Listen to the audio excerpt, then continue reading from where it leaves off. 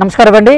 ఇప్పుడు నేను చెప్పబోయే విషయం అనేది మన యొక్క జీవితంలో అద్భుతమైన చేంజెస్ని తీసుకుని వస్తుంది. తద్వారా మనం ఆరోగ్యంగా ఆనందంగా జీవించడం జరుగుతుంది.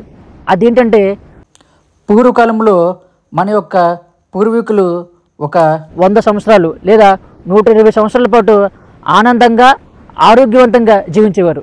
అయితే ఇప్పుడున్న మన యొక్క జనరేషన్లో ప్రతి ఒక్కరూ కూడా 60 లేక 70 సంవత్సరాల పాటు జీవిస్తున్నారు. జీవిస్తున్న కాలమంతా కూడా అనేక రకాల అనారోగ్య సమస్యలకు గురవుతూ మానసికంగా డిస్టర్బ్ అవుతూ వీరు మరణించడం జరుగుతుంది. అయితే మన యొక్క పూర్వీకులు అంత ఆనందంగా ఆహ్లాదంగా ఎలా జీవించారు, మనం ఎందుకు ఈ విధమైన జీవితాన్ని జీవిస్తున్నాం అనే విషయాన్ని ఈరోజు తెలుసుకునే ప్రయత్నం చేద్దాం. తద్వారా మన యొక్క జీవితంలో ఎటువంటి చేంజెస్ని తీసుకుని రావాలి, ఆరోగ్యవంతంగా జీవించాలంటే మనం ఎటువంటి నియమాలను పాటించాలి అనే విషయాన్ని కూడా తెలుసుకునే ప్రయత్నం చేద్దాం. చూడండి, మన యొక్క పూర్వీకులు ఉదయాన్నే బ్రహ్మముహూర్తానికి లేచేవారు. లేచి వారి యొక్క కాలకృత్యాలను ముగించుకొని యోగా, ధ్యానం, సూర్య నమస్కారాలు, అలాగే భక్తి, శ్రద్ధ ఇవన్నీ కూడా వారి యొక్క జీవితంలో ఒక భాగంగా వారు అప్లై చేసేవారు. వారు చేస్తున్న వర్క్ కూడా శారీరకమైన శ్రమను కలిగించేది. తద్వారా వారి యొక్క శరీరంలో ఇమ్యూనిటీ పవర్ అనేది అధికంగా పెరిగేది.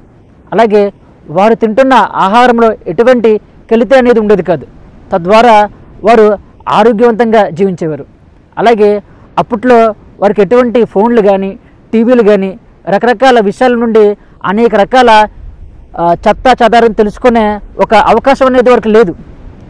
వారి యొక్క స్నేహితులతో, కుటుంబ సభ్యులతో కొన్ని కథల్ని వారు చెప్పుకుంటూ ఆ యొక్క కథల ద్వారా ఆనందాన్ని పొందుతూ ఆనందంగా ఆహ్లాదంగా జీవించేవారు. అయితే ఇప్పుడు మనం ఉన్న కాలంలో మన చేతిలో ఒక ఫోన్ ఉంది. అలాగే అనేక రకాల మాధ్యమాలు ఉన్నాయి. మన యొక్క ఫేస్బుక్ అని, యూట్యూబ్ అని, ఇన్స్టాగ్రామ్ అని, వీటి ద్వారా అనేక రకాల విషయాలని మనం తెలుసుకుంటున్న విషయంలో ఏది సరైనది, ఏది సరికానిది, ఏ ఒక్క విషయాన్ని పాటించాలి, ఏ ఒక్క విషయాన్ని పాటించకూడదు అనే ఒక సందిగ్ధంలో పడడం వల్ల అనేక రకాల ఆలోచనలకి మనం గురవడం జరుగుతుంది. దానివల్ల మానసికంగా మనం డిప్రెషన్లోకి వెళ్ళిపోతున్నాం. అలాగే ఇప్పుడు ఉండే ప్రతి ఒక్కరు కూడా ఉదయం అవుతుందంటే 8 లేదా 9, మరికొందరు అయితే 10-12 గంటలకు కూడా నిద్రలు లేస్తున్నారు. లేచినప్పుడు కూడా చాలా బద్ధకంగా లేజీగా లేస్తున్నారు. తద్వారా వారికి శరీరం అనేది ఆ యొక్క బద్ధకానికి అలవాటు పడిపోతుంది. తద్వారా శరీరం ఏదైనా ఒక వర్క్ చేసేందుకు దానికి తగ్గ సామర్థ్యాన్ని కలిగి ఉండట్లేదు. దానివల్ల శరీరంలో ఉండే కణాలు అనేవి నెమ్మదిగా చనిపోవడం మొదలవుతుంది. మనం ఒకటి గమనించాలి, మన యొక్క పూర్వీకులు ఏదో ఒక శారీరకమైన వర్క్ చేసేవారు. దానివల్ల శరీరంలో ఉండే కణాలు కూడా అధికంగా శక్తిని కలిగి ఉండి ఎక్కువ కాలం జీవించేందుకు సహాయం చేస్తున్నాయి. అదే ఇప్పుడున్న మన కాలంలో ఎవరికి కూడా మానసికమైన శ్రమ లేదు. తద్వారా వారి యొక్క శరీరం అనేది వర్క్ చేయట్లేదు. కాబట్టి ఆ యొక్క కణాలు కూడా నెమ్మదిగా చనిపోతూ వారి యొక్క శరీరంలో ఉండే ఈ యొక్క కణాలు చనిపోవడం వల్ల తొందరగా వృద్ధాప్యం రావడం అనేది జరుగుతుంది. అలాగే ఇప్పుడు మనం తింటున్న ఆహారం చూడండి, ఈ యొక్క ఆహారంలో అంతా కలుషితమే. ఫాస్ట్ ఫుడ్ తింటున్నాం. అలాగే మనం తింటున్న అనేక రకాల ఫుడ్స్లో కూడా అనేక రకాల కెమికల్స్ని కలపడం వల్ల, ఆ యొక్క ఫుడ్ తినడం వల్ల మనలో వ్యాధి నిరోధక శక్తి అనేది పెరగడం మానేసి వ్యాధి నిరోధక శక్తి అనేది తగ్గుతుంది. తద్వారా చాలా తక్కువ వయసులోనే ఒక 10 సంవత్సరాల బాలుడికే సైట్ రావడం అని, ఒక 20 సంవత్సరాల రాబడికి కాళ్ళు నొప్పులన్నీ, కీళ్ళ నొప్పులు రావడం అని, ఒక 30 సంవత్సరాల రాబడికి శరీరం బాగా బలహీనం అయిపోవడం అని, 40 సంవత్సరాల రాబడికి తన యొక్క కుటుంబ బాధ్యతలు, తన యొక్క శరీరంపై పడుతున్న మానసికమైన శ్రమ, శారీరకమైన శ్రమ, వీటి యొక్క కారణం వల్ల తను పూర్తిగా అనారోగ్య సమస్యలు గురవుతున్నాడు.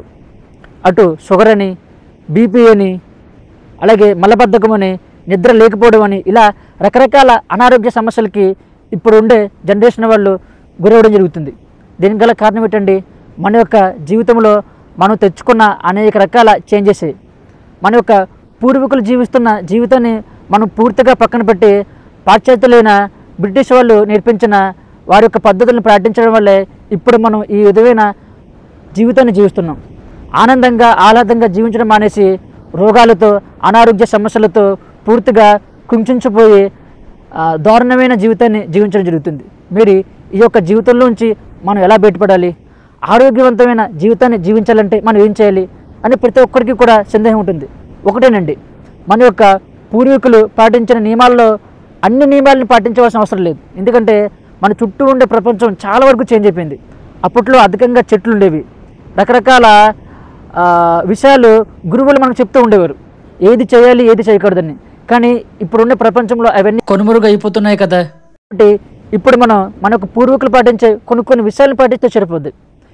మన యొక్క డైలీ వారి జీవితంలో ఒక 45 మినిట్స్ మనవి కాదనుకుని యోగా, ధ్యానం, అలాగే సూర్య నమస్కారాలు, భక్తి, శ్రద్ధ వీటిల్ని మనలో ప్రతిరోజు కూడా పెంపొందించుకుంటే, అంటే ప్రతిరోజు ఏ విధంగా అయితే ఆహారం తింటున్నామో అదేవిధంగా వీటిని కూడా జీవితంలో ఒక భాగంగా మలుచుకున్నట్లయితే మనం జీవించే 70-60 సంవత్సరాల్లో ఆరోగ్యవంతంగా ఆహ్లాదవంతంగా జీవించడం జరుగుతుంది. తద్వారా ఆనందంగా మనం మరణించడం జరుగుతుంది. అలా కాకుండా అనేక రకాల అనారోగ్య సమస్యలకు గురవి నీచమైన మరణాన్ని మనం ఎదుర్కోవాల్సిన పరిస్థితి అనేది మనకు రాదు. కాబట్టి ప్రతి ఒక్కరు కూడా మన యొక్క డైలీ వేర్ జీవితంలో 24 అవర్స్లో 45 మినిట్స్ని మీది కాదనుకుని ఈ యొక్క యోగా, ధ్యానానికి కేటాయించండి. తద్వారా ఆనందంగా జీవించడం జరుగుతుంది. చూడండి, నా వద్ద క్రియాయోగా క్లాసెస్ తీసుకున్న ప్రతి ఒక్క సాధకుడికి కూడా అనేక రకాల అనారోగ్య సమస్యలు ఉండేవి. సాధన తీసుకుని వారు ప్రాక్టీస్ చేసిన క్షణం నుండి అనేక రకాల అనారోగ్య సమస్యల నుంచి బయటపడడం, అలాగే మైండ్ అనేది వారికి అనుకూలంగా పనిచేయడం, వారు ఏదైనా ఒక వర్క్ చేసేటప్పుడు ఆ వర్క్ తగ్గట్టుగా వారి యొక్క శరీరం, మనసు సహకరించడం, తద్వారా ఆ యొక్క వర్క్లో అద్భుతమైన విజయాన్ని సాధించడం జరుగుతుంది. కాబట్టి మీరు కూడా ఈ యొక్క విజయాన్ని సాధించవచ్చు. మీలో కూడా అద్భుతమైన చేంజెస్ని తీసుకుని రావచ్చు. అది మీ చేతిలోనే ఉంటుంది. బ్రహ్మ ఎక్కడో ఉండి మన యొక్క రాతని రాయట్లేదండి. మనమే ఇక్కడ ఉండి మన యొక్క చేతి రాతని మనమే రాసుకుంటున్నాం, మనం చేస్తున్న ప్రతి ఒక్క పని ద్వారా. కాబట్టి ఆ యొక్క విషయాన్ని గుర్తిస్తారని మనస్ఫూర్తిగా కోరుకుంటున్నాను. Thank you.